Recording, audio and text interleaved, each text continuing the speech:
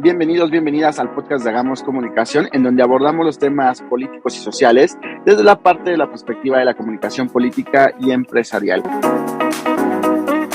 Hoy en este espacio, la primera entrevista de la tercera temporada, en general del podcast de Hagamos Comunicación, tenemos el gusto de tener con nosotros a Daniel Ruiz.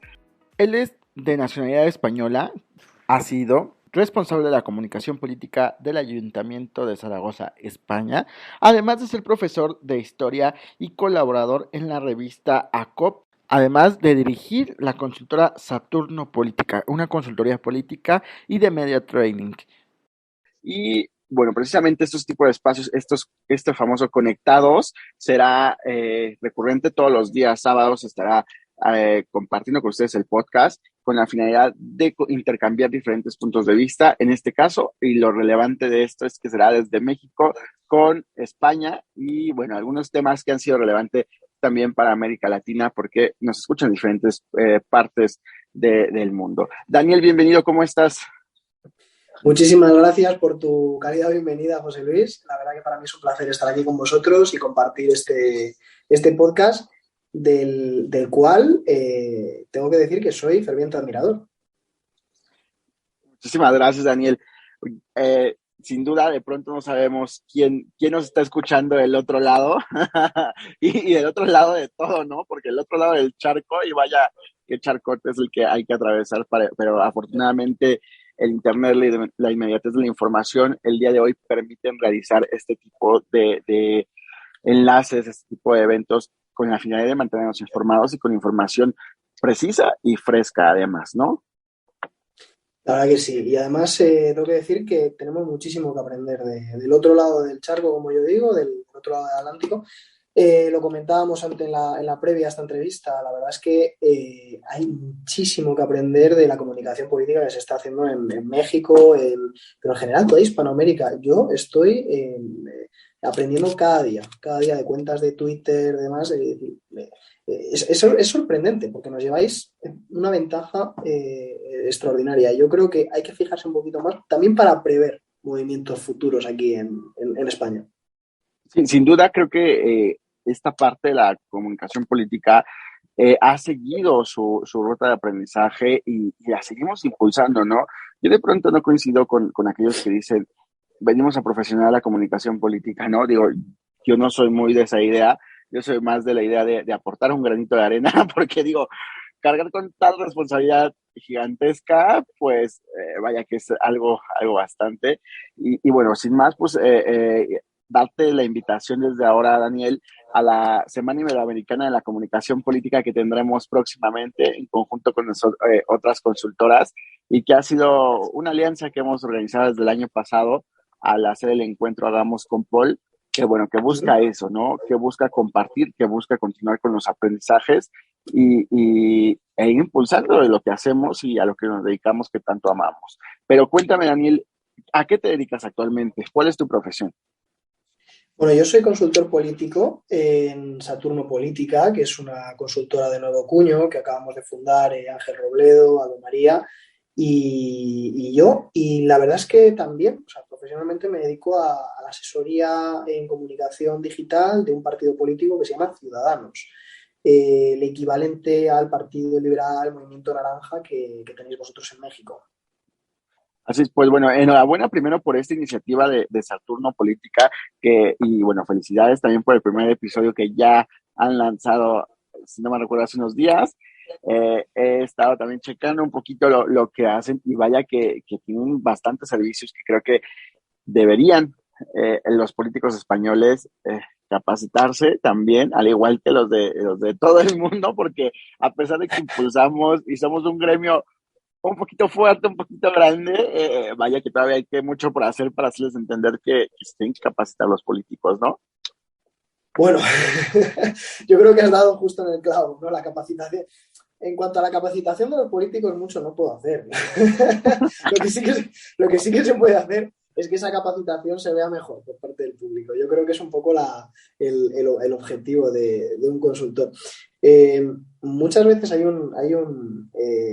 un consultor asesor en comunicación, ahora mismo el más famoso de España, que se llama Iván Redondo, que ha sido el asesor del presidente Sánchez durante 3 años, si no recuerdo mal. Y es muy interesante este personaje porque ha pasado por el Partido Conservador, pero luego también al Partido Socialista. Es decir, se trata de este tipo de consultores que ellos son capaces de hacer una línea una línea totalmente diametralmente opuesta, ¿no?, de lo que es su actividad profesional con su ideario o su ideología. No puede intuir lo que piensa uno políticamente, pero a mí siempre me ha parecido muy interesante de qué forma uno es capaz de clarificar un mensaje y decir, bueno, pues ahora este es el mensaje que tengo que dar y con este objetivo, con este target, ta. Bueno, esto en España no se veía desde hacía mucho tiempo.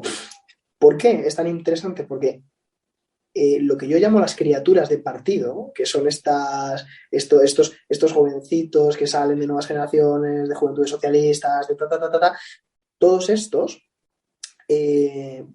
estos militantes son los que han llevado la comunicación, ¿no?, de los partidos durante muchísimo tiempo. Son los que han pergeñado los argumentarios y yo creo que eso es un error, porque al final tú puedes convencer a los tuyos, pero el objetivo es convencer a quien no te votaría nunca o a quien tiene muy complicado votarte. Pues esa profesionalización es a lo que nos queremos dedicar y yo creo que es a lo que tenemos que remar entre todos, tanto ustedes como nosotros, a este lado. Así es, creo que sin duda es el gran reto, ¿no? Y que de pronto llega a ser un poco complicado el hecho de explicarle a quien nos trata, al político o al partido, cómo funciona esta parte de quienes sabemos y nos dedicamos a la parte de la comunicación política. El hecho de, no, o sea, estos ya los tienes, este voto blando ya lo tienes. Aquí el complicado es ese voto duro ya lo tienes, el voto blando es el que vamos a ir buscando y tenemos que convencerlos para que votemos. Y bueno, ya una vez llegando a gobierno, pues otra planificación, la estrategia de comunicación gubernamental, en la cual pues hay que demostrar precisamente todo esto que se dijo en campaña y bueno, todo lo que conlleva.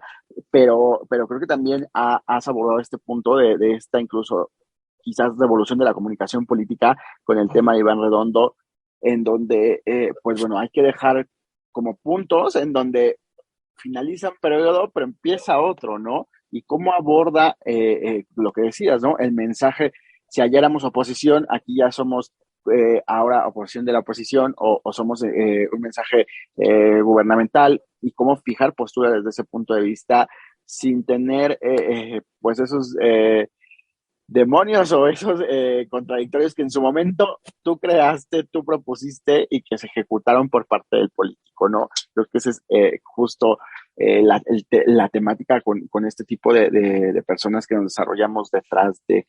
Y bueno, también para continuar con la entrevista, Daniel, justo has abordado la parte del partido Ciudadanos, un partido pues ya de trascendencia en España y que bueno, ha dado también algunos, o se ha hablado en su momento sobre algunos temas que han sido relevantes no solamente para España, sino para México.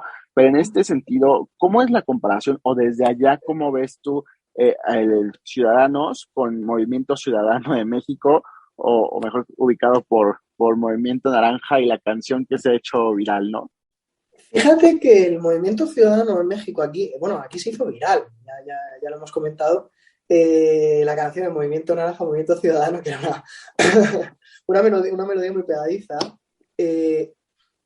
Fíjate que la composición del Parlamento mexicano en el DF se ve que tienen, ¿cuántos? 13, 14, andarán alrededor del 10%. Son estos partidos del 10%, lo que yo llamo partidos del 10%. Partidos que no aspiran a ser un catch-all party, no clásico como pudiera ser el Partido Popular en España, el Partido Socialista o el PRI en México. Estos partidos que no aspiran a gobernarlos a todos, sino que aspiran a ese 10-15% del electorado que puede suponer que sean determinantes en un momento dado. Y yo creo que en ese sentido se parecen muchísimo, porque el Movimiento Naranja en ningún momento aspiró a gobernar con una amplia mayoría.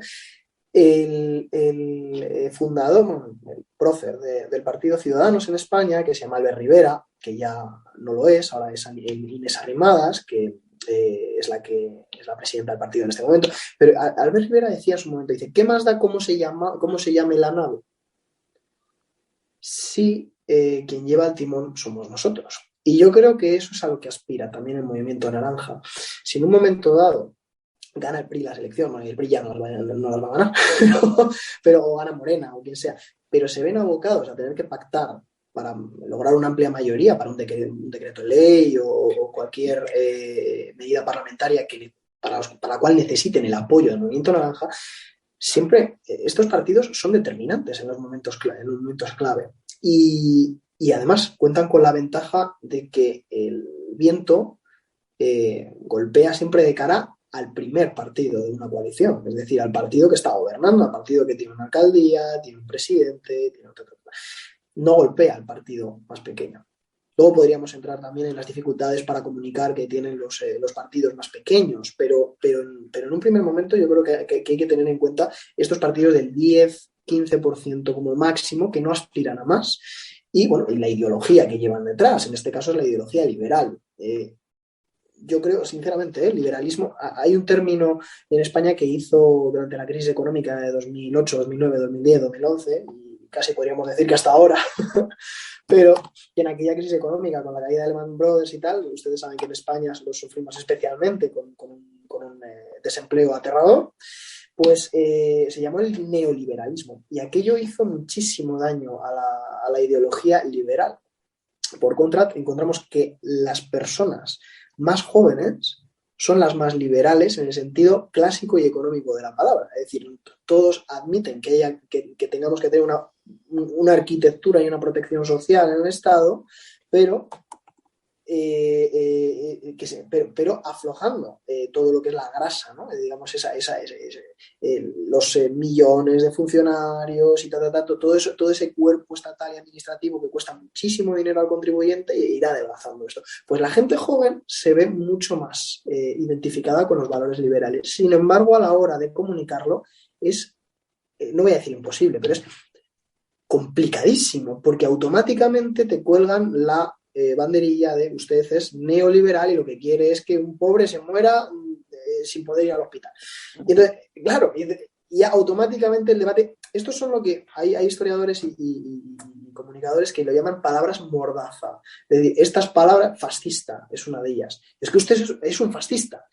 Y automáticamente ya tienes sobre ti ese San Benito, ya no hay manera ni de que me expliquen que es fascista, que está, o lo mismo, comunista, o es usted un comunista, un fascista, es usted no sé, un transfobo, un tal. Hay muchas palabras que se han convertido en palabras mordaza que sirven automáticamente para colocarte una mordaza y que ya no te permita desarrollar tu discurso. Y esto al liberalismo le ha hecho muchísimo daño. Y una de ellas es servicios públicos también. Los servicios públicos. Usted quiere prohibir neoliberal, usted quiere destrozar los servicios públicos y tal. No. Yo intento hacerlos más eficientes. Da igual que uno diga que los quiere hacer más eficientes, da absolutamente igual. Es un problema comunicativo enorme. Y yo creo que tanto el Movimiento Naranja en México como el Partido Ciudadanos en España se han encontrado con una dificultad a la hora de comunicar notabilísima. Así es, ¿no? Y incluso la parte de izquierdistas, ¿no? Estas etiquetas de las cuales quizás no se dan cuenta que esa parte juvenil, esa parte de la estructura o esos que se pueden convertir en parte de la estructura del partido y que pueden bien hacer una tarea de difusión, una tarea en que conlleve más allá de simplemente formar filas o de simplemente sumarse a la campaña o a la causa, se deja de ver como eso y se ve totalmente como algo como lo que has dicho, ¿no? Como fascista, como neoliberal o en este caso en México izquierdista, ¿no? Pero es que todo lo de izquierda no funciona, simplemente se queda en palabras, ¿no?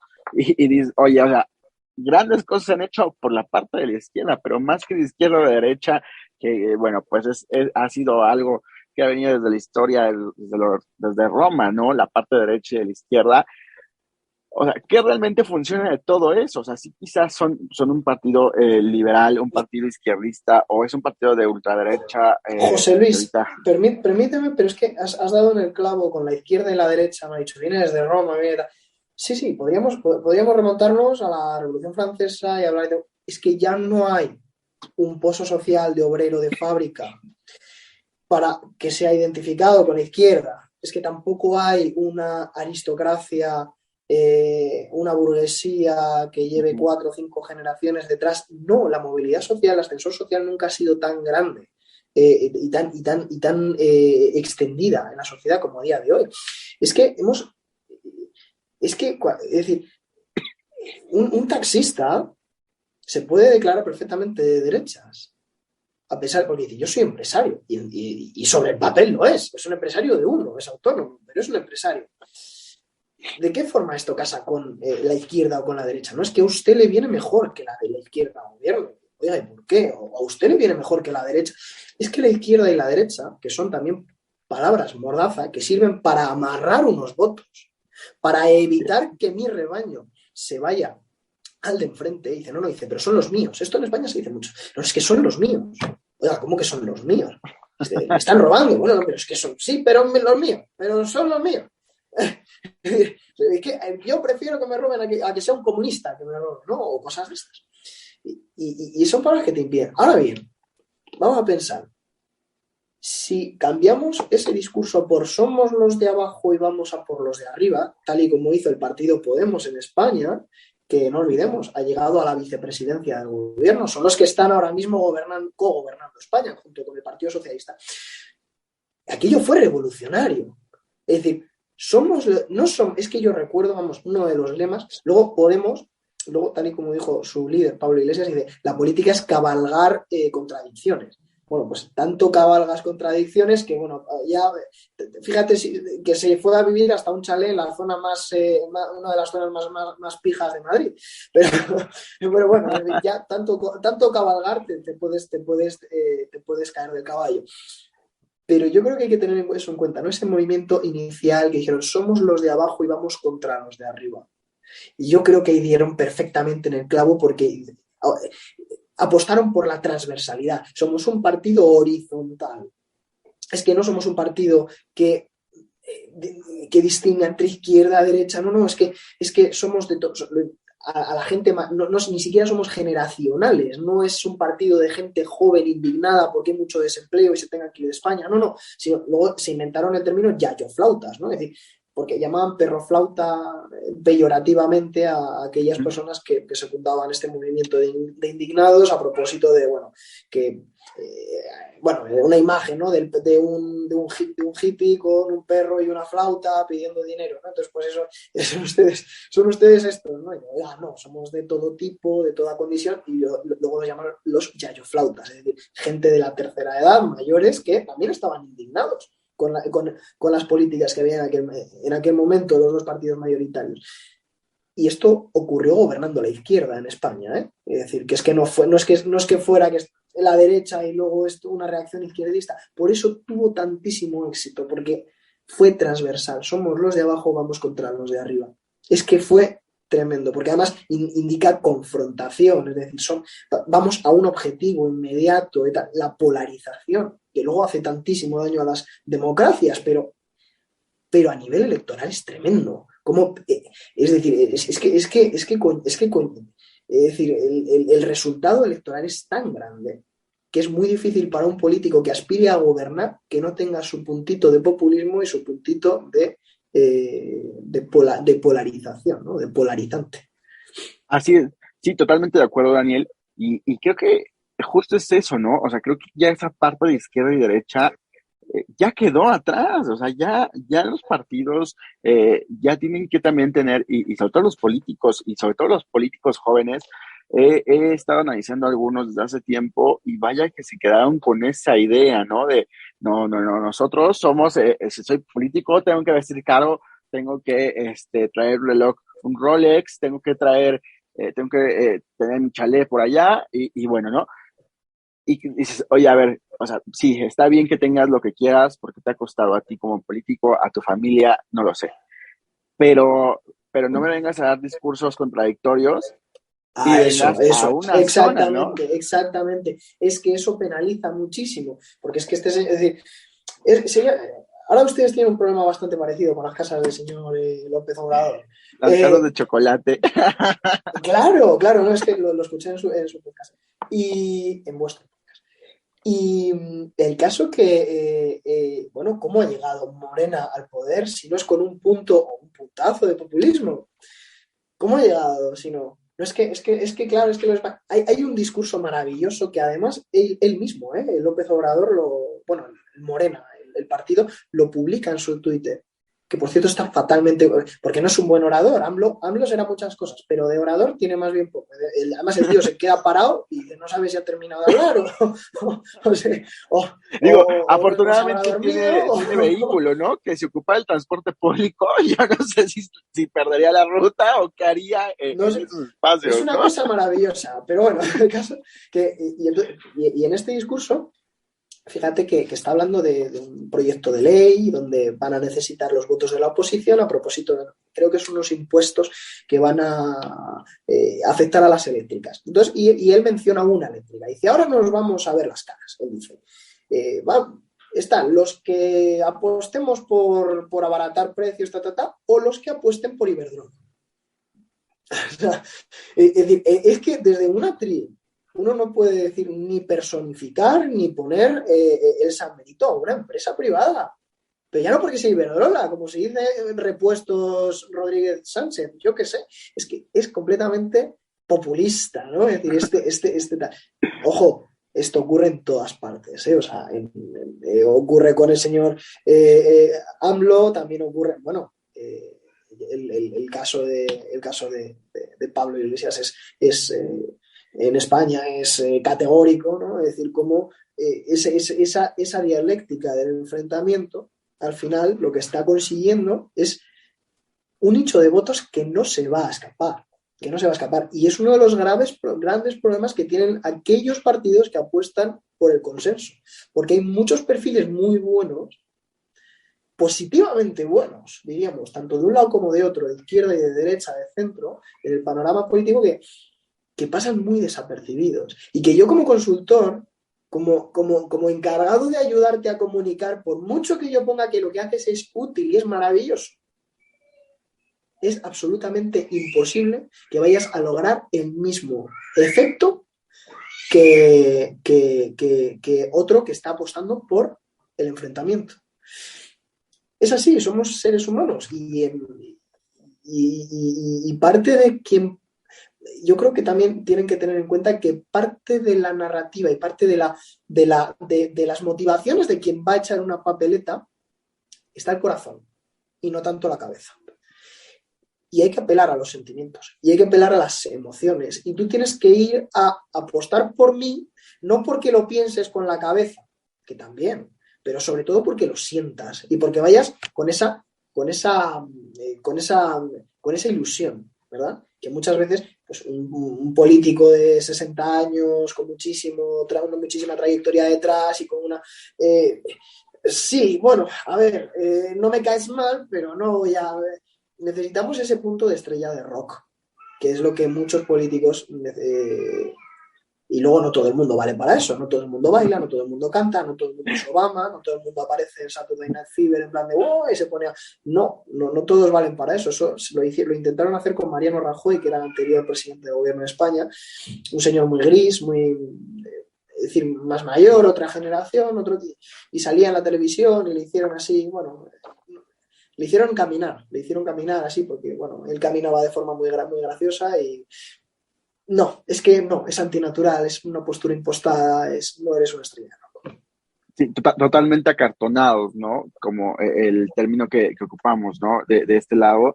Y es que es eso, tenemos que respetar la esencia de las personas, pero además tenemos que hacer que conecten la gran responsabilidad del consultor en comunicación, ¿no? El cómo con lo que tienes, todavía sumarle todos los problemas que se vienen y llevarte a ti como político hacia eso, ¿no? Hacia estrellarte en el rock. Pero bien has tocado, Daniel, el tema de Morena, ¿no? el tema del presidente o de donde ha surgido el presidente de la República de los Estados Unidos mexicanos y el cual ha sido un tema de las plataformas. Vaya, lo decíamos en la previa, de destrucción rápida o que han salido en cuestión de 6 años y ya llegan a posicionarse, ¿no? Y el caso Morena ha sido, vaya, un caso de análisis en diferentes, y sigue siendo un caso de análisis en diferentes posturas, en diferentes lados, porque en las elecciones en las cuales él gana en 2018, no solamente ganó la presidencia, sino gran parte de los estados o de los cargos de elección los ganó Morena. Simplemente, como lo dijiste, por un señor que tenía cierto discurso hasta ese momento, que conectaba emocionalmente porque prometía, imagínate tú que el día de hoy dices, no más porque estudies te voy a dar tantos pesos, ¿no? O te voy a dar una beca que triplicaba, digo, hoy creo que triplica lo que en su momento a mí me tocó recibir una beca gubernamental, ¿no? Y que ahora es mensual y en ese momento era bimestral, digo, apenas nos alcanzaba a veces para los pasajes y que de pronto, o sea, yo me he quedado con ganas, te lo digo así, y lo he expresado, yo me he quedado con ganas de volver a inventarme la universidad otra vez y que me paguen además por eso, ¿no? A lo mejor también ese es un poco lo que esperan hacer. También ese es el miedo que se tiene también a este lado, ¿no? Ese miedo antiliberal también, ¿no? Anti el esfuerzo. Aquí está, sobre todo la retórica que ha ido adquiriendo la izquierda es fíjate estos millonarios. Cuando sale la lista Forbes y demás, y dice, fijaos estos, son millonarios porque sus padres eran millonarios, que es una manera maravillosa de decir, no te esfuerces, no lo intentes, el sistema está trucado para que tú nunca salgas de donde estás. Y eso es así, quiero decir, es la retórica que ellos han ido cogiendo. Entonces, es que es diametralmente opuesto a la ética del trabajo, del esfuerzo, de lo que es la ética del capitalismo. Y vamos a ser sinceros, el capitalismo habrá ganado en lo económico, pero en lo social, en el relato social, ha perdido. Y porque si no, una ideología como el comunismo, con 50 millones de muertos detrás, y experimentos sociales terribles y horrorosos como los de Mao y tal igual, no hubieran tenido, es decir, se descartarían. Pero dice, no, es que nunca se ha aplicado bien. Joder, mira qué casualidad, que no se haya aplicado bien nunca. Pues bueno, pues a ver si ustedes ya se ponen, ¿no?, a ello y lo aplican bien en un sitio. Bueno, pero esa retórica sigue llamando, ¿no? Porque es que es un lenguaje perverso, es el de la igualdad, el que todo el mundo igual. Oiga, todo el mundo igual de oportunidades, pero no puede ser igualdad de resultados. Y esto es lo que los políticos no se atreven a llevar. Y yo, de verdad, aquel que confíe en nosotros y se venga arriba y diga, igualdad de oportunidades todas. Pueden ser becas, pueden ser... ¿cómo no? Es que ¿cómo no? ¿Cómo no le vas a ofrecer la oportunidad de salir de una situación desfavorable a una persona? Es decir, durante sus años de estudiante, pues indudablemente que sí, pero da igualdad de resultados. Es que cómo puede llegar a ser que todos los chicos y todas las chicas de quinto, sexto, séptimo grado y tal y cual tengan exactamente los mismos resultados. De no es que nos vamos a poner al nivel de Corea del Sur, al nivel de estos países de la OCDE. Bueno, pues me lo explica usted cómo, si no va usted, o sea, si no está valorando el esfuerzo.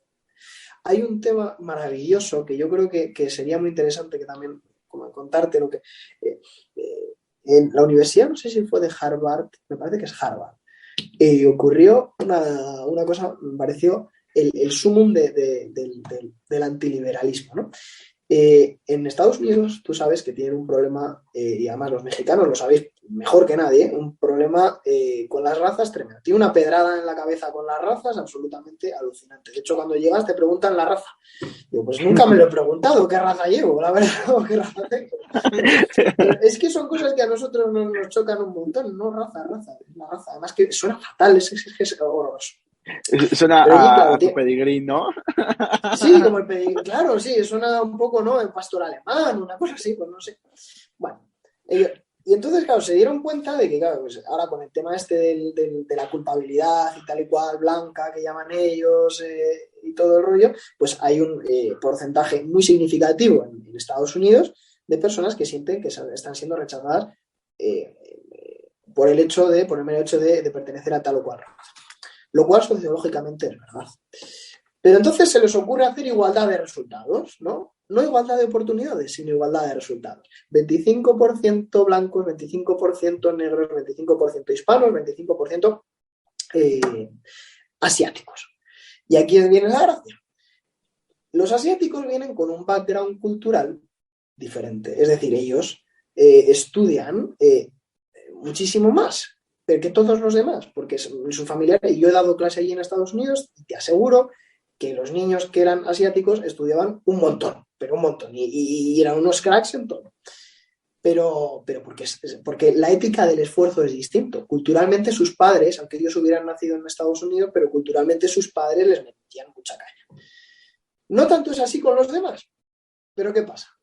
Que entonces se dan cuenta, a la hora de llegar a los años universitarios, resulta que muchos asiáticos se veían rechazados de universidades como la de Harvard porque no por su raza, porque una medida que se había pensado con igualdad, ¿no? De igualdad de resultados, al final llega y dice, bueno, pues es que yo estoy sacando mejores notas que el blanco, o que el hispano, o que el negro, y dice, no, y dice pero es que usted, claro, entonces se produce una situación de desigualdad tremenda que va en contra de esa ética del esfuerzo, del trabajo, porque probablemente si entraran por notas, pues entrarían muchísimos más asiáticos en Harvard o en estas universidades top de los que están entrando.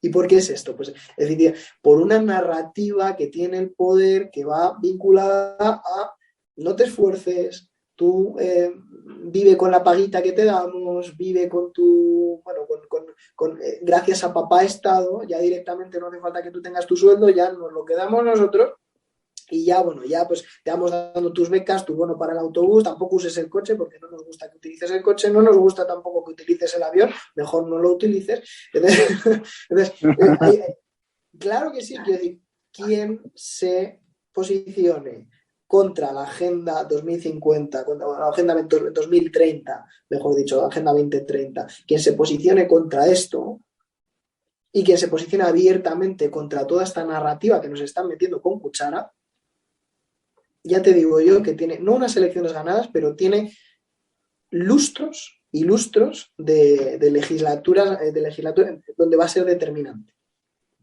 Claro, sí, sin dudas, la parte de la realidad social es y digo, yo tuve un acercamiento a la sociología desde la preparatoria y creo que es lo que me ha permitido justamente el día de hoy identificar estas diferentes necesidades, pero es algo que es así de complejo como lo has explicado, ¿no? No es que diga, de aquí vamos a partir y son los mismos resultados para todos y es la misma igualdad para todos. No, este es un discurso falso, ¿no? O sea, y que quienes nos dedicamos a esto y asesoramos a políticos, le decimos claramente que eso es imposible porque no podemos garantizar algo de lo que además ni podemos medir ni podemos conocer más allá. Y el tema cultural, el tema de tradiciones, incluso de costumbres, bueno, no sé en España, acá en México hay lugares en los que todavía se rigen por usos y costumbres algunas regiones.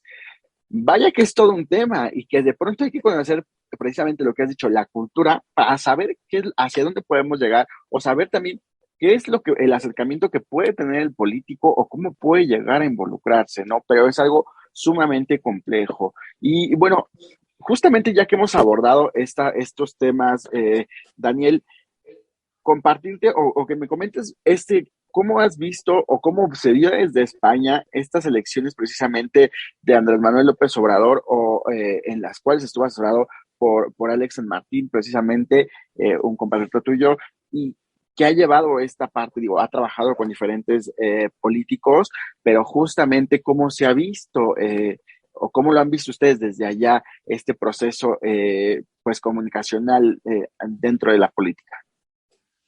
Fíjate que a Luis San Martín, él en una entrevista que le hacen, le pregunta, porque parece que él trabajó primeramente para el PRI. Y luego trabaja, ¿no? Y dice, ¿cómo puede usted trabajar para Peña Nieto y luego para... Y dice, bueno, para Peña Nieto y después para Andrés Manuel López Obrador. Y dice, bueno, es que en un momento dado me contrató uno y en otro momento dado me contrató el otro. Es tan sencillo como eso. ¿Cómo se vive de España? Pues de España, Andrés con Peña Nieto, yo sé que ustedes tuvieron, bueno, él salió de la presidencia muy, muy tocado, principalmente por lo mismo, porque los problemas sociales y al final la realidad se acaba imponiendo a la narrativa. Entonces, uno, claro, por eso me refería antes a quien se atreva a decir esto, seguro que no gana las elecciones, pero va a estar de segundo partido en la oposición mucho tiempo, el tiempo que quiera, porque también el estar en la oposición te permite una, te da una libertad de decir lo que quieras, de poner esto, de hacer lo otro, porque como al final no te tienes que poner a los mandos del país, es decir, por eso todos los presidentes, todos acaban sistemáticamente en la base, o sea, luego los reciclamos, ¿no? Pero todos acaban en la papelera de la historia de una forma más tremenda, ¿no? Además, el señor Peña Nieto, que no podía ser más popular en su momento, que además era guapísimo, porque además decían, ¿no? Que parecía un actor de telenovelas y demás, pues claro, Y que atractivo, además tenía la gaviota, ¿no? hablaba bien y tal y cual, claro, y además como tenía el tío verborrea, es decir, no paraba de hablar y cometía muchos gazapos y muchos errores y luego se los echaban en cara y fíjate qué tío más ignorante. Y lo mismo no era un ignorante en todo, ¿no? Pero esto pasaba también con Mariano Rajoy. Él cometía muchos gazapos al hablar, se equivocaba y, en fin, tiene un montón de vídeos muy graciosos donde él pues se confunde y tal. Y eso automáticamente se convierte en un meme, ¿no? Y en una caricatura del personaje real. Si a todos nos grabasen tantísimo como a ellos, pues probablemente también nos sacarían 1, 2 y 300.000 errores. De hecho, tú vas a editar este audio y te vas a dar cuenta de que has dicho esto aquí y yo igual, ¿no? Andrés Manuel López Obrador se convirtió aquí en España en trending topic, en fin, en la comidilla, pues a propósito de sus barbaridades, ¿no? Contra España, pues poco menos que era, decir, pero que es decir, además, porque se metió también el expresidente de España, José María Aznar, que este fue un presidente que tuvimos nosotros del año 96 al 2004. Se metió él y fue también muy famoso, porque todo lo que dice este expresidente en concreto es bastante comentado aquí en España porque no tiene pelos en la lengua. También habla de ese irredentismo, ¿no? De esa oratoria, de esa narrativa que tienen los partidos políticos que están en apuros, que tienen problemas en el interior, tienen unos problemas enormes, gigantescos de toda clase y condición, como los tenemos aquí en España, pero que cuando se ven con el agua hasta el cuello, automáticamente sacan la carta de la redención. Y en México es muy sencillo, pues AMLO pues tendría problemas con el narcotráfico, tendría problemas con el muro de Trump en su momento, tenía problemas con un montón en fin, con la problemática social que en México son ustedes 120 y tantos millones de habitantes y todavía no nos superan en PIB a España. Están cerca, pero todavía no. Un país con la potencia y la riqueza que tiene México, que es, no sé, 10 veces España a lo mejor, y joder, ya hace 200 y pico años, ¿no? Desde la independencia de México. Yo creo que podemos empezar ya, no te digo olvidar, pero podemos si acaso, yo como historiador no me niego a olvidar nada, pero nada. Claro. Pero por Dios, es decir, como además todo un presidente de los Estados Unidos mexicanos, como un auténtico, en fin, un país en la OCDE tan grande y con tanto que aportar y bueno, en fin, una salida de tono tan grande. Pero lo gracioso de todo fue que en España ni siquiera se habló de las 25 universidades que había fundado España, se habló del idioma, de la cultura, de Veracruz, de todas las ciudades, de todas las infraestructuras que se fueron creando, de la doctrina de los derechos humanos que inicia Isabel la Católica, nada de eso. Es decir, es que ni siquiera saben defender a España. Lo cual es todavía más curioso, porque dice, es que no saben, no tienen un background cultural. No, es que un político al uso no te tiene que escribir, o sea, no tiene que llegar y leerte un discurso. Un político de verdad se planta ante una situación como esa y con humor, con alegría, con gracia, con otro tipo de... y muy tranquilamente te contesta, ¿no? Y te contesta con argumentos de este lado y al otro lado, ¿eh? Porque al otro lado ocurre exactamente lo mismo. Cuando se habla de la inmigración, no es que vienen aquí y tal y cual, bueno, sí, pero ustedes vinieron aquí primero, ¿no? Pero, y con todo este tipo de... Es que se puede contestar tan elegantemente bien y tan bien que habla mucho de la podredumbre que existe dentro de los partidos políticos y como muchos de estos, que no quiere decir que sean estúpidos, ojo, que no lo son, o no necesariamente deberían de serlo, no, pero es que quienes están detrás comunicando tienen una retórica y unos argumentarios que muchas veces son estúpidos. Ustedes, pero ¿cómo me están destacando esto de un discurso? Muchas veces vemos titulares de periódicos que es la estupidez del periodista. Pues yo estaba en esa conferencia y no ha dicho solo eso, o no lo ha dicho así. Y ahí estamos nosotros también, los consultores, pues llamando y tratando no de maquillar, pero tratando de hablar con los periodistas de no estafes a un estafador, por favor. Sí, claro, o sea, no caer en el amarillismo, pero tampoco caer en cuestiones que no son meramente informativas, ¿no? Y bueno, yo soy periodista también, vaya, ya he cumplido una década en medios de comunicación y me tocó para mi buena fortuna, no lo sé, cubrir las primeras mañaneras de Andrés Manuel López Obrador, ¿no? Entonces, eh, justamente eran 2 horas, 3 horas, que hablaba de 50,000 casos, pero menos hablaba de la realidad de México. Y entonces ya no sabías tú qué titular sacabas.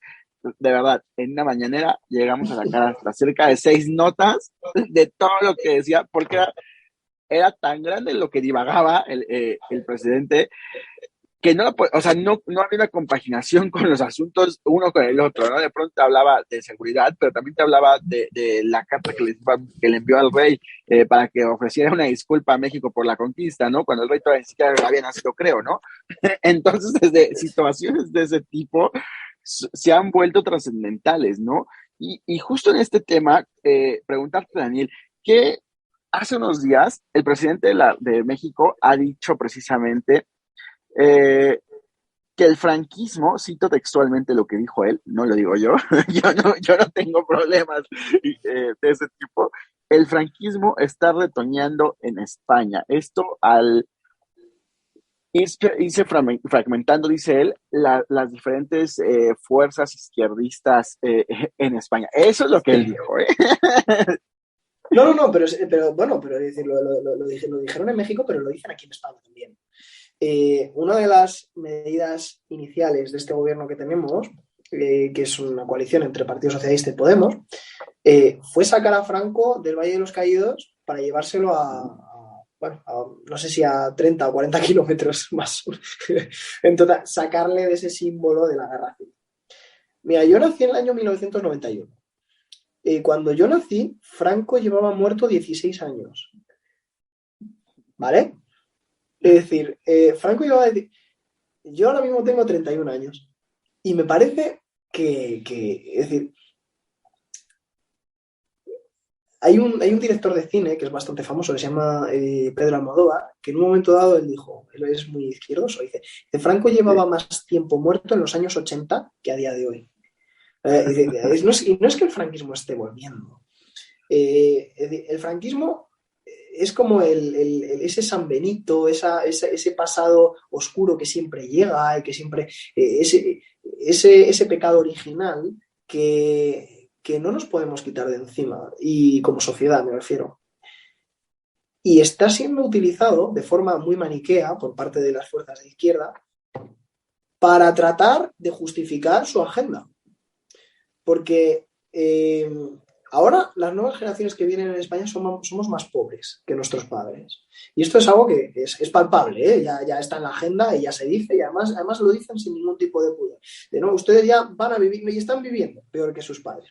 Ya sabiendo eso, Franco antes de morirse dice, yo no tengo ningún problema, dice, porque cuando ya me muera, dice, yo he dejado a España, dice, con algo, dice, que no van a poder borrar ni unos nietos, dice, que es la clase media. Dice, él tenía claro que la clase media española era lo que en definitiva iba a mantener la concordia entre las partes. Bueno, pues la clase media está desapareciendo y ahora cada vez tenemos una desigualdad mayor.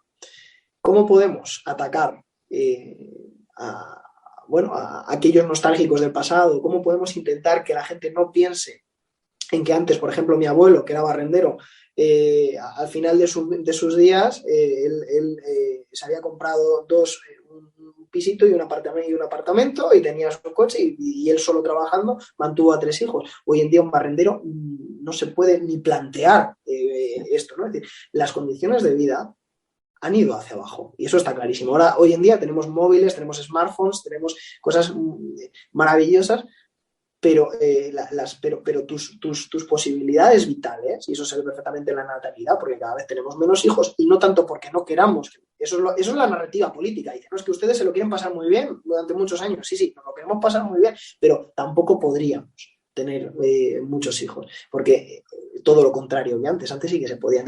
Para tratar de camuflar esos problemas que tenemos, pues uno acude a un pasado oscuro, terrible, horroroso, muchas veces, además sin demasiado pudor y reviviendo fantasmas del pasado, ¿no? Como es la guerra civil española, que es del año 1936, no lo olvidemos. O sea, por favor, estamos en 2022. Es decir, ¿cómo ustedes? Y insisto, yo soy historiador, podríamos hablar me encantaría estar hablando de la guerra civil todo el día, pero no se puede. Ya la sociedad, nadie de los que ni siquiera, yo creo que ya no queda nadie, o casi nadie, vivo en España que hubiese vivido la guerra civil. Bueno, pues tenemos esa retórica totalmente. Ocurre exactamente lo mismo desde coordenadas ideológicas de la derecha, con, por ejemplo, Gibraltar. ¿Y qué hacen ustedes? Dicen, cada vez que ocurra un gobierno de derechas, pues automáticamente saca la bandera de España y hay que colocarla en el peñón de Gibraltar. Pues esto ocurre igual. Ocurría en Argentina, ¿no? Cuando tenían aquel problema con la dictadura de los generales y bueno, y una de las formas de legitimarse ellos, pues recuperamos las Malvinas para Argentina y tenemos dictadura durante otros 10 años. Bueno, pues ellos no se esperaban la respuesta de la Thatcher, pero es lo mismo. Y las Maldivas siempre, las Malvinas, perdón, siempre acaban, ¿no?, en el discurso argentino de una forma muy, muy similar. 3/4 partes de lo mismo ocurre en México con las partes que eran mexicanas, que ahora es Estados Unidos, ¿no? Esa California, todo esto, ¿no? Texas. ¿Cómo ustedes no me están colocando aquí un muro cuando esto era parte nuestra, ¿no? Pues exactamente lo mismo. Son los fantasmas del pasado que vienen a cubrir los problemas del presente. Así es, ¿no? Y que justamente la narratividad tiene ya que cambiar, ¿no? No podemos seguir arraigados a esos puntos que ya fueron del pasado. Claro que nos duelen, claro que nos seguirán doliendo algunos puntos, pero pues esa es la realidad, ¿no?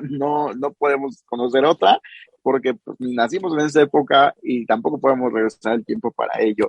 Pero justo ya casi estamos llegando al final de este podcast, Daniel. Hay un tema importante, o más que, bueno, sí importante, pero también que ha sido de trascendencia en los últimos meses, y esto es las elecciones de este año que son en Castilla y León y las elecciones presidenciales que serán en 2023, en donde sin duda creo que una va ligada a la otra y se ha visto, justo como lo comentas tú en el podcast de ustedes, eh, se ven involucrados, pero aquí hay algo que ha ocurrido justo hace unos días, ¿no? Por una parte tenemos la acusación hacia el PP por parte del PSOE de la compra de votos, y esto, y también tenemos la parte del error de Alberto Casero, este diputado y esta noticia que trascendió a nivel internacional, debido a que, por equivocación, dice él, no, o dice el partido, no lo sabemos, o de este lado no sabemos qué ocurrió en la votación, votó esta reforma de manera equívoca, ¿no? De manera errónea. ¿Realmente fue intencional? ¿Qué hay realmente? ¿O cómo es la conexión? Tú cuéntanos, Daniel. ¿Sabes qué es lo que me pasa? Antes te lo estaba diciendo, no estafes a un estafador. Y algo parecido, ellos, vamos a ver, hubo dos diputados de UPN, que es otra formación política, que ellos planeaban desde un primer momento traicionar esa disciplina de voto del partido. En España, a diferencia de lo que ocurre, por ejemplo, en las democracias anglosajonas, ¿no?, en los sistemas anglosajones donde tú eres el titular de tu circunscripción y tú te debes a tus votantes, porque te has presentado tú por un partido, pero te has presentado tu ojo. En España no, en España tú entras a una lista y en esa lista entonces te debes al partido y por lo tanto la disciplina de voto tú te debes a ellos. Y de hecho, si votas en contra, tienes una multa económica y tal y cual, y hasta te pueden, en fin, puede acarrearte pues salir de tener que devolver el acta de diputado y todo eso. Entonces es muy raro encontrar que haya diputados que abiertamente digan yo en conciencia, los hay, porque ocurre siempre, los hay, dicen, no, es que esto no me parece bien y por lo tanto voy a votar que no contra la disciplina del partido. Ahora, ¿cuántos de estos son famosos? Pero es decir, si al final uno quiere, claro, es decir, si al final uno lo que quiere es seguir a su conciencia, tiene las patitas muy cortas en temas tan difíciles de realpolitik, porque al final lo que tienes que hacer muchas veces es justificar ante tus votantes una decisión muy difícil. Y en el caso este, ellos intentaron, ¿no?, traicionar esa disciplina de voto y lo hicieron. Tanto es así que por un diputado salía que no a la reforma laboral en España. Pero ¿qué ocurre? Que este diputado a su vez del PP, del partido conservador en España, no va ese día a votar porque vota telemáticamente, vota mal, hay por error, que por cierto hay que decirlo 2 veces, o sea, hay que confirmar ese voto 2 veces. Él va al Congreso de los Diputados, que es el Parlamento Español, pide que le dejen entrar, por favor, que se ha equivocado, y entonces le dicen que no, que ya ha votado y que por lo tanto, bueno, pues. Y a la hora de hacer la suma, pues la presidenta del Congreso, que va a tener que explicarlo, que es también del Partido Socialista, dice, bueno, en un primer momento dice, ha salido que no, y automáticamente dice, uy, me dicen que sí que ha salido la reforma laboral. Pero los estrategas del PSOE lo que nos están intentando hacer ver es que el árbol no nos deja ver el bosque, y el bosque es una reforma laboral que va a ser la reforma que corone, digamos, esta legislatura y con la cual se vayan a presentar a las próximas elecciones. Nosotros hemos dado marcha atrás a la reforma laboral que era tan complicada, o sea, tan lesiva para los derechos de los trabajadores, que hizo el Partido Conservador en su día, y nosotros la hemos tumbado. Esta es la narrativa con la que ellos se van a presentar, y es una narrativa muy potente, porque luego te pones a mirar la ley y tampoco hay una clarísima, un cambio enorme, ¿no? Es decir, no vamos a estar nadando en la abundancia para los trabajadores, no. Pero lo han sacado adelante, y esa, y no otra cosa, va a ser la narrativa que van a utilizar. Si se les llega a caer de verdad esta reforma laboral, automáticamente tendrían que convocar elecciones, porque fueron votados para esto y no para otra cosa, no para sacar a Franco hubo a lo mejor el que sí que le votó para que le sacaran del Valle de los Caídos, donde llevaba ahí el hombre desde el año 75, ¿no? Pero no, o no sé si le enterraron un poco después. Lugar donde, por cierto, él no quería ser enterrado, volviendo otra vez a esto, ¿no? O sea, es como, al final la historia da unas vueltas que me parecen, la historia es preciosa, y esta es una de las grandes vueltas de la vida que me parece maravillosa. Este hecho, estas acusaciones cruzadas, al final son lesivas para el propio Partido Popular. Porque quien ha podido sacar esto adelante, haya sido con un voto dudoso o no, es el Partido Socialista. Y esto es un punto para ellos y para la coalición de gobierno, que por cierto llevaba bastante tiempo pasándolo mal.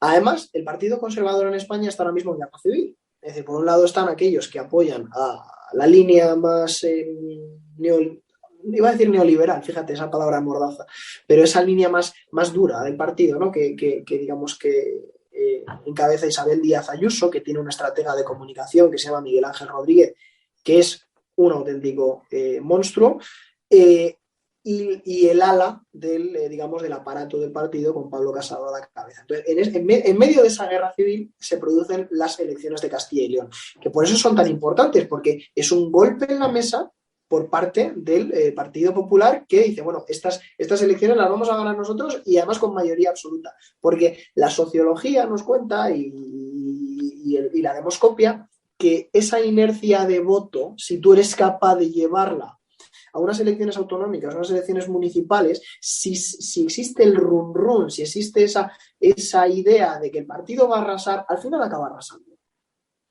Es así. O sea, porque Al final, este partido lo van a ganar, al final, y al final lo ganas. Y es en parte también a todo ese ambiente que lo ha ido propiciando. Y también desmotiva al de enfrente. Ahí es que si estos van a ganar, ¿por qué voy a ir yo a votar? Y de verdad que ocurre. Por eso es tan importante muchas veces cocinar las encuestas, ¿no? Y que saquen una estadística, lo que tú quieras o de forma más o menos, uno sabe que con varios datos tú puedes presentar los datos de muchas maneras diferentes. Y quien se dedica a esto sabe que lo puedes hacer de forma que saque uno más que el otro. Eso está claro. Y al final, por eso hay tantas encuestas y de tantos periódicos, porque cada uno tiene sus propios intereses. Y es maravilloso ver cómo hinchan o desinflan un partido y dice, pero ¿cómo puede haber tanta diferencia? Bueno, pues existe. ¿No? Y en definitiva, esa es la idea. Y las elecciones de Castilla y León son exactamente un patio de pruebas, ¿no? Un laboratorio. Ok, sí, y justo tocaste también el tema y justo hacia allá iba. El caso Ayuso, ¿no? Ayuso, pues vaya que ha sido todo un tema de análisis y espero que esta no sea la primera ocasión en la que hagamos un podcast contigo, sino otro en el cual podamos agendar más adelante. Los que queráis, los que queráis. Muy encantados nosotros. Y justamente son dos temas ya con los que finalizaríamos. El primero sería el caso Ayuso, que ya lo has adelantado, y esta pues, controversia, problemática con Pablo Casado que ha habido precisamente por este tema y que ya has abordado, pero me gustaría más que nos compartieras sobre Ayuso y la parte, lo que tú has mirado de cerca sobre la estrategia que dices, ¿no? En comunicación, ¿no? Sin duda de este lado la hemos visto el caso y siempre es un referente, ¿no? Se ha vuelto en eso. Y por otro lado, esta reunión que ha tenido el presidente de Estados Unidos, Joe Biden, con los principales líderes de Europa, en los cuales no estuvo o no fue convocado el presidente de España. Bueno, si es que es normal. Empiezo respondiendo por el final. Es normal que el presidente de España no haya sido convocado a una reunión de la Organización del Tratado Atlántico, teniendo en cuenta que España es un país antibeligerante totalmente. Es decir, ya solo el mero hecho de que España entró en la OTAN en su momento fue motivo de debate y bueno, y al final nos metió el Partido Socialista porque había que hacerlo para entrar como condición para entrar en la Unión Europea. Entonces, esa sociología y tal y cual, el pacifismo en España, gracias a Dios, es la nota dominante. Tenemos poco o nada que decir en ese terreno, ¿no? No es lo mismo que países como Polonia, ¿no? Que pertenecen a la OTAN y que los tienen a los rusos a tiro de piedra, o países como Estonia, Lituania, Letonia, ¿no? Estos países bálticos que los tienen allí. De hecho, hay unas imágenes muy famosas donde aparece el presidente de España que está en Letonia o Lituania, me parece, y automáticamente tiene que parar el discurso porque hay unos aviones rusos que están en ese momento entrando en el espacio aéreo de ellos y es de, madre mía, qué ambiente que tenéis ahí, ¿no? Es natural y es normal. Tampoco España forma parte del G8, no somos parte del Consejo de Seguridad de la ONU, que es básicamente el Consejo Rector internacional, y tenemos un papel muy, muy secundario también en lo económico, porque España tiene un ejército minúsculo, muy útil, pero minúsculo, profesional, pero muy, muy esquilmado en recursos y en medios y en hombres y mujeres. Y es totalmente natural. Es al contrario de lo que ocurre con Francia. Francia, por ejemplo, se ha implicado muchísimo en la OTAN y los encontramos en su zona de influencia, que es Norte África. Entonces, ellos cada X tiempo están mandando tropas a Argelia, tal y cual, pues contra esta organización terrorista Boko Haram y todo esto. Y toman un papel activo. También España tiene una malísima fama en Estados Unidos en lo que a defensa se refiere, porque con el cambio de gobierno de José María Aznar a José Luis Rodríguez Zapatero, España sacó precipitadamente y dando la espalda a sus aliados y de forma, es decir, algo que no se tenía que hacer electoralmente, pero no se tenía que hacer. O al menos no del modo en que se hizo en lo que a lealtad con los aliados se refiere. sacamos de allí las tropas y Estados Unidos tuvo que reubicar parte de sus tropas a las bases que le correspondían a España, y demás. Y entonces salimos de aquella forma y ellos no olvidan.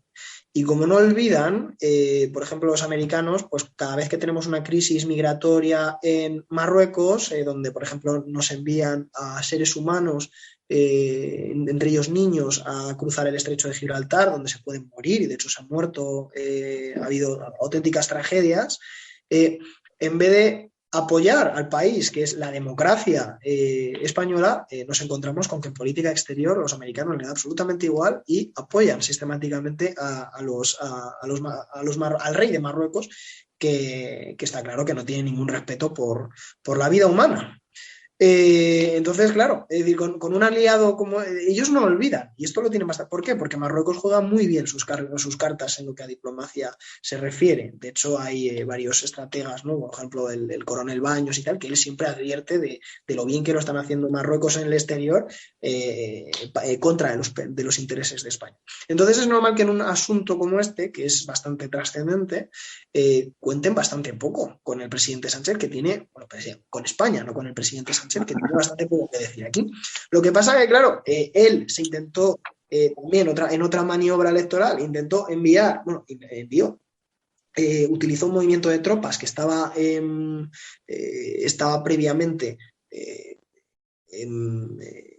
es decir, el navío que envió estaba proyectado que fuera al Mar Negro en el mes de febrero, pero de mucho antes de la crisis, y lo que hizo fue adelantarlo al mes de enero, ¿no? Entonces, no sé si salieron 15 días antes. Entonces, ya enviamos tropas, no, hemos adelantado 15 días una fragata que iba a ir allí, pero porque parte de nuestros compromisos con la organización del Tratado del Atlántico Norte, y eso es todo. Es decir, no hubo más, pero él lo vendió aquí como estamos tomando parte activa en la resolución del conflicto, y entonces los medios de derechas, pues los conservadores, pues lo que intentaron es afearle y que mira, es que ni siquiera te han llamado para que formes parte de esto. Pero es que ni tanto ni tan calvo, ni tomamos parte en un principio, ni teníamos por qué tomar parte en un principio. Entonces, eso lo que es una crisis de comunicación de tomo y lomo, porque probablemente un militar te diría que ni una cosa ni la otra, eso, ¿verdad? Así es, ¿no? Y creo que es esa parte lo que vendieron precisamente, ¿no? No, es que España no fue convocado, o sea, esos fueron los titulares de los medios internacionales, ¿no? Claro, pero es que no tenía que serlo. Es que eso para empezar, ¿qué van a discutir con nosotros? Si además nuestra aportación es ridícula es decir, lo que tiene Europa es que, como decía un profesor mío de Relaciones Internacionales, dice, a Europa le han estado pagando las cañas, no sé si ustedes lo dicen, las cañas, las cervezas. Le han Sí, estado así es. pagando las cañas los americanos, porque en verdad nuestro Estado social es posible gracias a que tenemos que pagar muy poquito en defensa. Y eso es gracias a estar en organizaciones como la OTAN. Es así de sencillo. Ahora, claro, y Trump era el malo de la película porque Trump nos obligó a aportar un poquito más. Y dice, señores, esto se me está poniendo complicado, se están poniendo aquí las cosas duras, les toca a ustedes hacerse algo responsables de su propia seguridad. Y de ahí que salieran luego con la idea de hacer un ejército europeo y demás. Que luego, ¿dónde acaba todo eso? Pues en agua de borrajas entre los despachos de los burócratas de Bruselas. Entonces, por eso digo que si un político realmente quiere dar un puñetazo sobre la mesa y quiere ser relevante ante su electorado, pues lo que tiene que hacer es tomar estos temas, estos issues que llamamos de campaña, tomarlos, hablar de ellos activamente y apartarse de la retórica oficial, porque al final estos mensajes venden muy, muy, muy, muy bien. Y como políticos podrían tener gran futuro haciendo, en fin, tomando en consideración o tumbando ciertos consensos que existen ahora mismo en Europa, como por ejemplo que no tenemos que tener ejército, que nos guiamos por los buenos deseos de los chinos, de los rusos y de los americanos. Y la Unión Europea es un gigante económico, pero es un enano en lo que a defensa se refiere. Así es. Y Daniel, dando un poquito vuelta a la hoja, el caso Ayuso, ¿cómo evalúas esta gestión de comunicación, estas estrategias políticas y comunicacionales porque creo que es un caso que se puede analizar de esos dos puntos, ¿no? ¿Cómo lo ves tú que lo vives un poco más de cerca que nosotros que estamos de este lado? Mira, el caso Ayuso es muy curioso porque ella cuando llega como amiga precisamente de Pablo Casado, que es el presidente del Partido Conservador de España. Y llega ella y otro, y el que ahora es el alcalde de Madrid, que es José Luis Almeida, que es abogado del Estado y tal. Dos auténticos desconocidos para la opinión pública. Sobre todo ella llega un momento en el que hace declaraciones que llaman mucho la atención, empieza a divagar, bueno, en un momento dado pues habla de que ella es feliz en un atasco y cosas de estas. Entonces, esta es la carta de presentación de ella. Entonces empezó con un índice de popularidad bajísimo. Y es un caso extraordinario de cómo se puede levantar eso a través de una crisis tremenda, porque ella, digamos que tiene una isla de liberalismo, que es la Comunidad de Madrid, en el mar, que es el gobierno de España, de socialismo, en fin, los medios más de derechas te dirían socialcomunismo, pero bueno, muy izquierdista. Y entonces, a raíz de la pandemia de la COVID, ella y su equipo de comunicación, entre los que quiero destacar a Miguel Ángel Rodríguez, que previamente estuvo trabajando con Aznar. Es decir, es que son profesionales que llevan un background detrás y son viejos zorros y se las saben todas y saben perfectamente. Aquí tenemos un dicho en España que es más sabe el diablo por viejo que por diablo, ¿no? Pues algo parecido pasa con él, ¿no? Y en un momento dado se le echó en cara eso, se le echó en cara que ella vivía en un hotel, en fin, la sombra de la corrupción también apareció en los medios de comunicación. Luego, todo esto son desmentidos, pero en el momento en que aparece tu nombre junto a un posible, no caso de corrupción, pero bueno, junto a prácticas poco éticas, ya da igual que se desmienta, ¿no? Porque ya tu nombre queda manchado, ¿no? Por mucho que luego ya lo puedas limpiar. Y en su caso, pues ella hizo un hospital, ¿no? Un hospital de campaña, ¿no? que no era hospital de campaña, que ya era un hospital, es el Isabel Zendal, que es probablemente el hospital más famoso ahora mismo de España por todo lo que salió en medios de comunicación, que es un hospital exclusivamente dedicado a pandemias y demás, ¿no? En vez de la política de los hospitales de pandemia, o sea, de pandemia, de campaña que estaban llevando a cabo pues, en otras comunidades y en otras regiones de España. Entonces ella hace este hospital, le sale muy bien la jugada.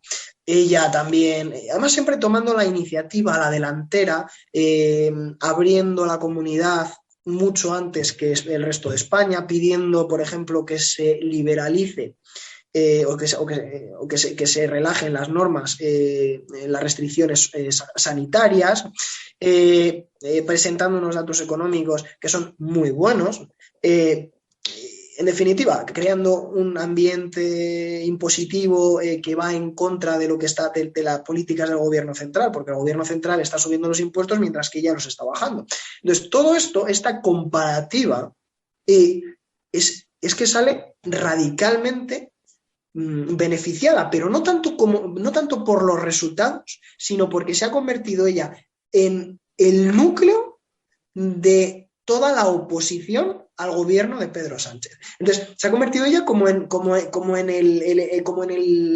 la locomotora del movimiento político que teóricamente tendrá que echar a Sánchez en su momento, ¿no? Entonces, ella se presenta, de hecho, en las elecciones de Madrid no son las elecciones de Madrid, son las elecciones de ella contra Sánchez. Y así se presenta. Tanto es así que un candidato extraordinario, abogado del Estado, un grandísimo orador, muy buen diputado, como es Edmundo Val, del Partido Liberal, del Partido Ciudadanos en España, se quedó fuera de la Asamblea de Madrid con un 3%, siendo un candidato idóneo. Pero es que entonces la gente, el problema es que solo tiene un voto que echar. Si hubiera tenido dos, hubiera echado uno a Ayuso y luego otro a Edmundo. Pero no fue así, tenía un voto que echar. Entonces, al final es decir, como se suele decir, entre el original y la copia, siempre uno elige el original. Entre los sentimientos más arraigados y la cabeza, al final uno escoge los sentimientos. Y cuando uno se siente atacado por ser madrileño, se siente atacado por los impuestos que tiene que pagar, se siente atacado por otras regiones de España donde están aplicando un chantaje sistemático al resto de, que son el País Vasco y Cataluña, donde Madrid es poco menos que no sé, que una, es decir, que está aquí Franco redivivo, y está, es decir, claro, cuando uno claro, y eso los madrileños no lo entienden porque van a veranear al resto de España y demás, y uno se da cuenta y dice, bueno, que soy de Madrid y que parece aquí que soy, ¿no? Es esta retórica contra los madrileños. Se inventan una especie de orgullo con las mismas tácticas que están haciendo los demás, con los independentistas, por cierto, con ese regionalismo / nacionalismo, ¿no? Es decir, es que en Madrid se vive diferente, hace unos hashtags y una retórica muy exitosa en lo que al orgullo de ser de Madrid se refiere, y automáticamente se convierte en polo de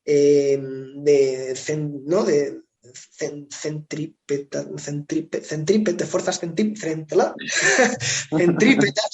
a ver si me sale, en las que o es o yo o el comunismo, o yo o Sánchez. Y de hecho, ese es su lema de campaña, libertad o comunismo. Entonces, es que es la campaña perfecta, porque automáticamente se convierte, da igual que se presenten 5 o 6 partidos políticos, al final es yo o el caos.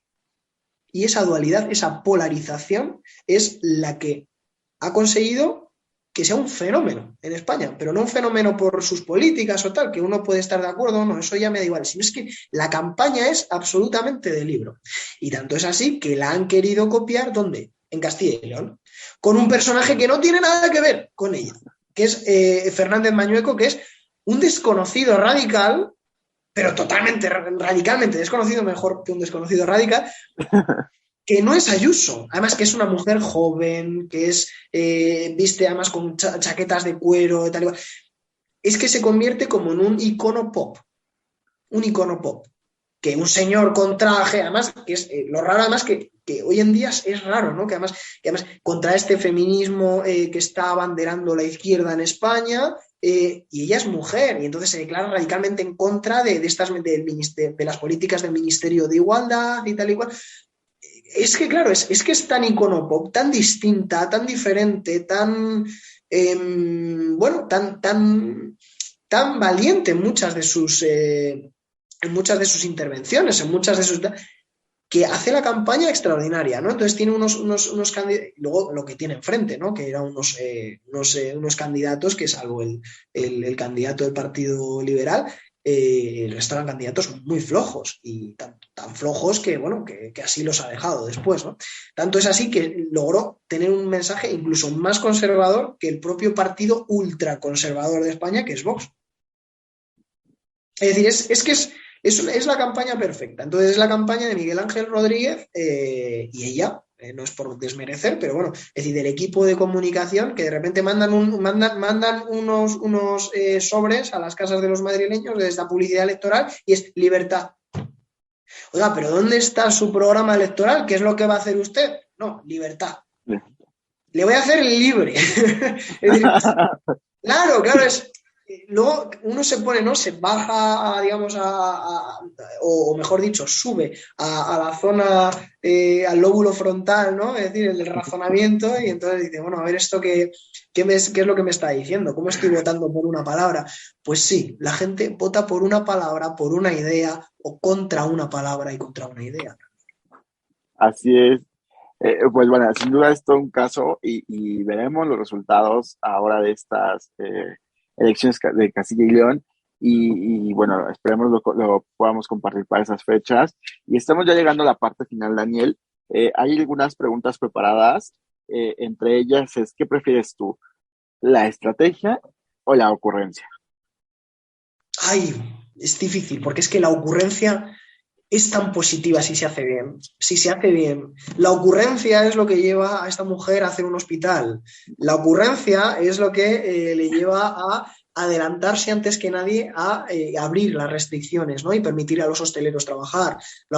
Estas ocurrencias son las que, bien llevadas, las que hacen que descarrile el partido rival, que nazca un issue de campaña que no había antes, que permita que tú te posiciones antes que los demás y sobre un tema donde tú no te habías posicionado. Y entonces lo que yo quiero y yo marco la agenda y la marco gracias a mi ocurrencia. Entonces la ocurrencia es maravillosa. Ahora bien, la ocurrencia sin estrategia detrás es horrorosa. Es la de, en fin, la de utilizar Eurovisión, ¿no? El programa de Eurovisión de los cantantes en política, como está ocurriendo ahora con algunos grupos de izquierda en la Asamblea de Madrid, ¿no?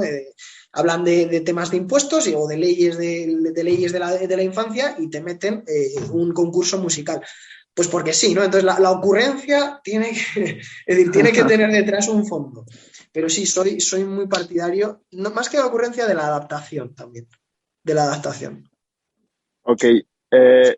¿Algún referente de consultoría política para ti que recomiendes seguir, que recomiendes leer o que le sigas los pies? Pues mira, no es el más famoso, pero le tengo muchísimo cariño porque ha sido profesor mío. Y se llama Luis Arroyo, que fue el primer consultor de Pedro Sánchez, antes de Iván Redondo. Antes, digamos, del fenómeno Redondo hubo otro, pues fue Luis Arroyo, y yo creo que me ha dado algunas de las claves que luego las he llevado a cabo, ¿no? En mi vida profesional, y yo creo que este Luis Arroyo, que a día de hoy tiene un despacho de consultores también en frente del Congreso de los Diputados, y, y bueno, y yo creo que hay que seguirle. Tiene varios libritos también muy recomendables para leer. Y luego, por supuesto, bueno, si ya ahora mismo el bestseller es Moncloa, de Tony Bolaños, que es un periodista que escribe, ¿no? Y lo hace a través de las conversaciones que ha mantenido con Iván Redondo. Entonces uno aprende muchísimo.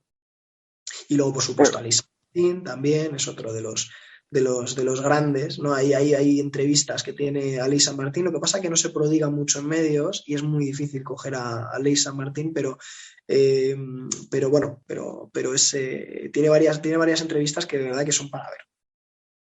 Justo íbamos hacia allá.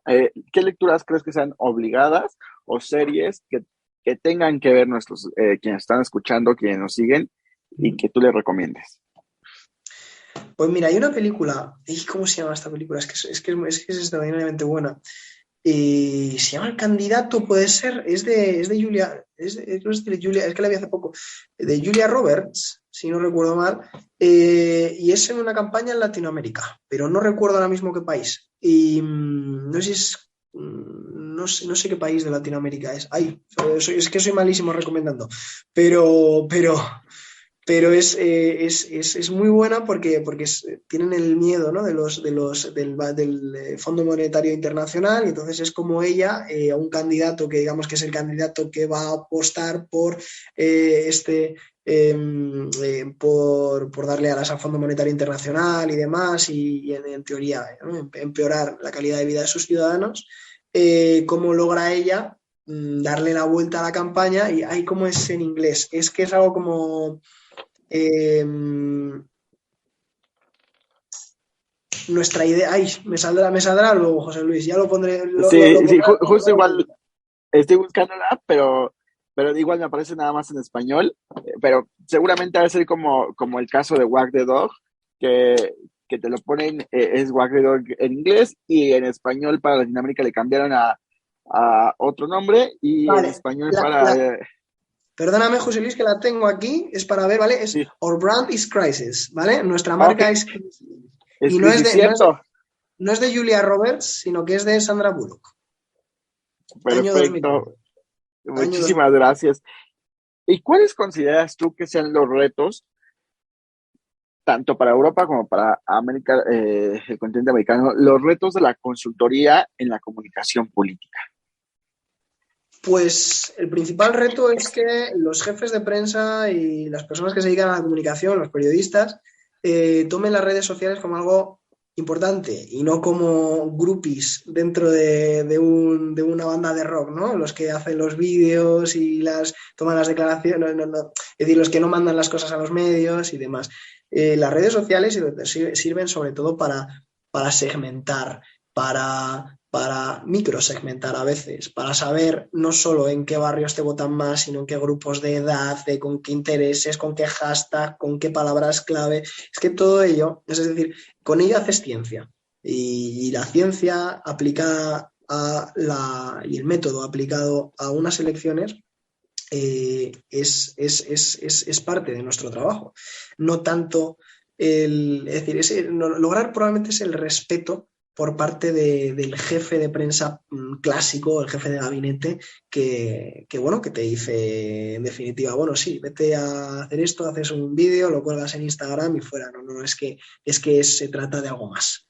Hay que pagar también es decir, no solo se trata de pagar al tipo que te está siguiendo detrás, sino pagar también por buenas herramientas, como puede ser el posicionamiento SEO, que tú vayas detrás en Facebook y mires las estadísticas y pagues y promociones porque tu mensaje se vea más. En definitiva, lograr esa parcela de presupuesto dentro de unos partidos para, es decir, y que se ponga al mismo nivel que otras, en fin, que otras cosas más clásicas, como es la típica carpa o la típica pegada de carteles, que bueno, que no es que una cosa y la otra sean incompatibles, pero probablemente si viésemos lo que se dedica a carpas, a banderines y a merchandising y lo que se dedica a promocionar tu contenido en las redes, pues probablemente nos encontraríamos con que vivimos en dos siglos radicalmente diferentes. Así es. Y la última, ¿qué prefieres? ¿Tierra, aire o digital? Digital, muchísimo, pero muchísimo. Es decir, el día que inventen la urna digital y se pueda votar igual que se paga impuestos, votar igual que uno hace una transferencia monetaria a un banco en Moscú y automáticamente a otro en Ámsterdam. O sea, exactamente igual, si eso se lleva por fin a unas elecciones que se pueda votar, entonces cobraré, todo esto pasará a otro nivel. Así es. Pues muchísimas gracias, Daniel, por tu tiempo, por este espacio de podernos compartir. Estábamos programados para 30 minutos y vaya que nos hemos extendido. No sé si te gustaría finalizar con algún mensaje esta entrevista. Con algún mensaje, bueno.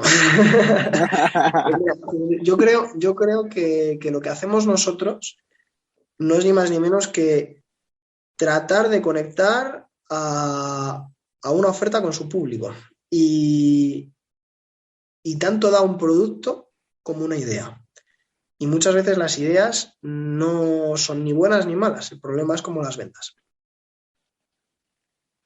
Así es. Pues muchísimas gracias, Daniel. Te envío un fuerte abrazo hasta Zaragoza, España, y por Muchísimas gracias. supuesto, gracias por iniciar esta serie de episodios de entrevistas en Hagamos Comunicación. Desde ahora también Hagamos Comunicación es tu casa, al igual que de otros consultores. Y bueno, recuerda compartir tú que nos estás escuchando este episodio con el hashtag Hagamos Comunicación.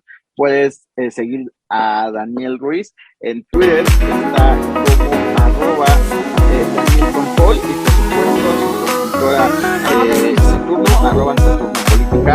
A nosotros nos encuentras como hagamos.com y como José Luis Cruz V-bajo. Y nos estamos viendo hasta la próxima. Que tengas un excelente día.